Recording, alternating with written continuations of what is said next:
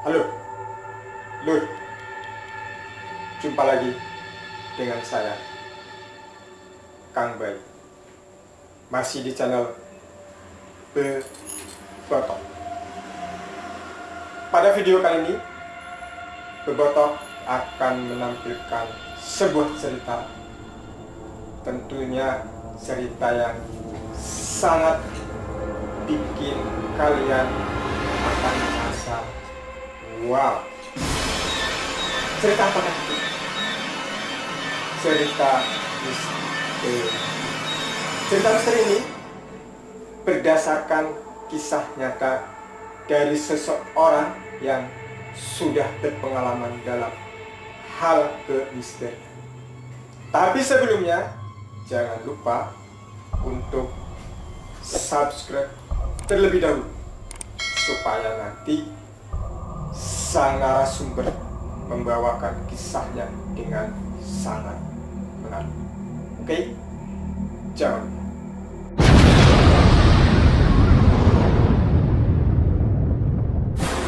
Baik, Lur. Mari kita sambut kedatangan seseorang yang berpengalaman dalam hal-hal kegaiban. Dia akan menceritakan kisahnya, bagaimana petualangannya dalam hal-hal misteri yang bertarung melawan alam-alam goib. Mari kita sambut. Siapakah dia? Halo, Bro Raymond. Come here. Kesini. Nah, ini dia. Guys, look. Inilah penampilan dari Bung Raymond. Rainya kayak Doraemon. Enggak lah, ini mah ganteng orang ini, lihat saja. Wah, ya kan? Sip lah pokoknya mah. Oke, loh. Nah, sekarang di hadapan kita sudah datang sang misteri Holid, narasumber ya dari tim Bebotok salah satunya. Oke. Nah, baik. Siapa tadi namanya? Raymond ya. Bagaimana ceritanya pada malam hari ini Kang Raymond ini ingin sekali ya kan menampilkan konten-konten misteri seperti itu. Ada apa sih gerangannya gitu dengan misteri itu? Padahal kan yang namanya misteri kan ya kaitannya dengan makhluk halus, dengan hal-hal yang goib begitu kan ya. Ada jin, ada genderuwo, ada kuntilanak begitu kan. Yang saya khawatirkan ini nanti pemirsanya ini pada ketakutan gitu melihatnya, menyaksikan video kita ini. Kira-kira itu bagaimana itu? Kenapa mau dibikin konten seperti itu? Ya, jadi ini kita berbagi pengalaman ya. Iya. Kita ini hidup ini berdampingan. Oh, ya tentulah. Jadi kita harus saling menghargai. Iya. Kalau nggak berdampingan, jauh-jauh aja. Iya. Jaga jarak. Jaga jarak lah, social distancing. Iya. Nah, jadi semua pasti bisa merasakan kehadirannya. Ada yang bisa sampai melihat secara jelas. Iya, Pak. Ada yang bisa hanya merasakan suaranya. Ada juga yang bisa merasakan kalau ada aura-aura negatif itu dia merasakan merinding, bulu kuduk merinding. Oh. Nah, bicara mengenai bulu kuduk merinding gitu ya. Iya. Kalau setiap ada bunyi krok itu bulu kuduknya merinding itu gimana itu? Beda cerita itu. Hah? Kasusnya itu beda cerita. Oh, beda cerita. Bukan itu ya? Bukan bulu kuduknya yang merinding bukan. Bukan itu. Terus bulu kuduk merinding itu seperti apa? Bulu bangkong itu. Oh, bulu bangkong. Iya. Nah, terus gimana? Nah, jadi ini saya mau berbicara flashback dulu ya. Sebelum saya merasakan hal-hal kejanggalan sampai bisa sensitif, merasakan itu sampai membuat badan itu berat gitu. Enggak, merasakan apa ini? Merasakan angin, merasakan udara? Ya, hampir semua itu angin, api kayak Avatar. Oh, begitu ya. Ya. Jadi waktu itu kejadian ketika masih kecil itu. Masih kecil. Usia berapa tuh masih kecil? Usia kurang lebih itu 3 atau 4 tahun. 3 atau 4 tahun masih bayi. Balita itu. Oh, balitanya, Iya. balita ya. Jadi bayi 15 tahun. Balita. Oh. Nah, ceritanya itu 3 tahun itu saya itu sering diajak kalau keluar malam kadang lewat kuburan. Oh. Mungkin dari situ awal mula Iya. saya dinamanya ketempelan. Oh, ketempelan. Ada daun jatuh nempel gitu. Iya. Tempelan gitu ya. Bisa jadi seperti itu. Oh, gitu. Iya. Jadi ketempelan itu di situ mulai bisa melihat hal-hal aneh-aneh gitu. Seperti apa nih contohnya nih hal-hal yang aneh itu? Jadi kayak ada Wih, penasaran ini. sekelebet bayangan Oh. gitu. Sampai pas histerisnya itu sampai membuat saya tuh nangis tiap hari, itu cerita dari orang tua. Oh, itu kalau kata orang sini Mbak ya, namanya kegawan itu. Kegawan, karena sering lewat di kuburan-kuburan, apalagi kalau wayah sore-sore maghrib kayak gitu kan. Ya kan, makanya, weh wes maghrib, aja main dodolan yang latar, mancing-mancing, bukan ada wewe abang. Wewe abang? Iya, kalau dulu begitu orang tua dulu. Menegur anak-anak untuk tidak main pada waktu maghrib itu bilangnya ada wewe abang katanya begitu.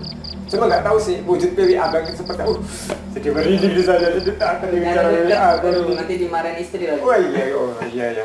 Ya, terus setelah ketempelan itu Jadi, bagaimana? setelah ketempelan, setiap ada orang yang datang ke rumah, saya tunjuk dia itu setan. Ayo Allah ya Rasulullah. Karena dia itu seperti kayak lagi menggendong sejenis kayak makhluk anak kecil gitu ya. Ada mukanya hitam, putih, hijau lah. Gitu. Astagfirullah. Itu bisa tampak kelihatan gitu bentuk-bentuk Iya, yang kayak setannya. kurang lebih seperti itu kayak anak kecil, terus dia bertaring kan. Jadi pas ketika nge-gameblok tuh ke orang tua kita, ke saudara kita yang datang ke rumah, terus satu setan, itu bawa setan gitu. Sampai gitu. akhirnya datang ke salah satu paranormal lah yang disebutnya katanya kiai ya. Saya dikasih minum gitu, dikasih minum, katanya ini mata batinnya katanya ini kebuka. Sudah terbuka. Jadi harus ditutup karena anak ini nggak tua.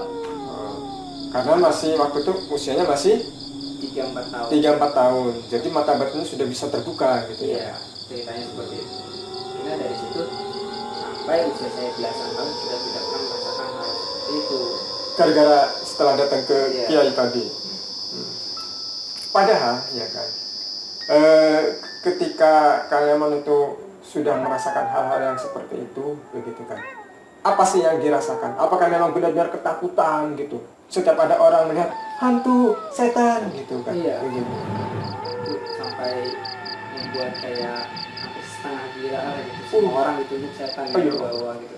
Bahkan ke tempat-tempat tertentu itu waktunya bisa melihat itu waktu malam.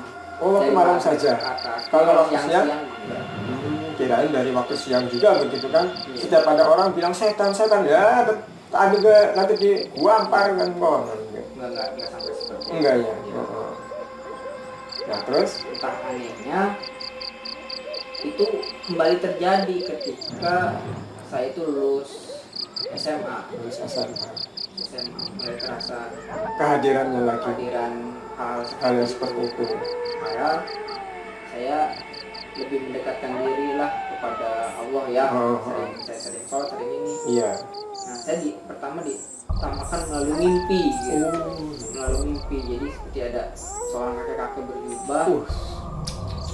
Dia mengucapkan salam, ketika saya jawab baru waalaikumsalam. Cahaya masuk ke dalam tubuh. Seperti apa itu cahayanya? Ya kayak cahaya lampu tapi kita dari dekat gitu tuh lampunya. Kan kayak kaget gitu ya. Iya. Dia langsung masuk, terus saya seakan seperti kayak agak sedikit berontak. Jadi akhirnya saya bangun, saya kembali sholat malam kan. Mulai dari situ kesukaannya saya suka kalau merasakan hal-hal yang terkadang yang akan terjadi ada kisi-kisi gitu tuh. Kisi-kisi. Wih, kayak ulangan aja ada kisi-kisi. Iya, ada kisi-kisinya gitu. Jadi ketika saya kemarin ini gitu. Jadi awal mula adanya kisi-kisi ulangan itu dari situ kali ya? Iya. Ya bisa jadi kalau ngangkat gitu kan. Ngambil dulu berarti ke ruang guru. Itu jadi detail. Iya. Jadi kisi-kisi itu pertama kali itu waktu di dalam mimpi kisi-kisi biasanya. Saya pas ketika tidur, saya kerja waktu itu di daerah Jawa Barat ya. Kok katanya Lulus. SM? Lulus. Oh, lulus. Jadi saya kerja di sana. Kerja di sana, dalam mimpi itu saya melihat ada suatu kejadian kecelakaan yang hampir saya itu kecelakaan. Itu melihat kok hampir kecelakaan, bagaimana ceritanya? Dalam mimpi saya Di dalam kecelakaan, mimpi. kecelakaan. Nah, di jam kurang lebih itu jam 8. Jam 8 malam. Pagi. Jam 8 pagi mimpi. Enggak, mimpinya itu malam. Nah, pas kejadian itu pagi sekitar jam 8. Setelah mimpi dulu, Iya. melihat kecelakaan, paginya terjadi kecelakaan. Ini terjadi. Jadi pas ketika saya ini, saya tuh mau berangkat biasanya pagi-pagi, entah kenapa saya jadi kayak ada yang lupa nih, ketinggalan atau apa gitu. Iya. Pas udah mau jalan balik lagi. Nah, pas ketika saya ini jalan lagi ternyata ada kecelakaan. Walaupun tidak sepersis yang dalam mimpi. Saya, wah, kalau saya ini lewat, saya ini bisa dinabrak. Soalnya ada kecelakaan, saya bangun begitu. Kejadian kecelakaan itu. Waduh, lampunya mati sendiri tadi tuh. Ya mungkin. Kayaknya udah mulai ikut nimbrung nih kayaknya ini. Kalau ini sih saya merasakan hanya apa? konsleting di sini. Belum. Aduh. Terasa auranya itu. Jadi nggak ada ya sekarang, yang nggak ada ya? Ada. Ada.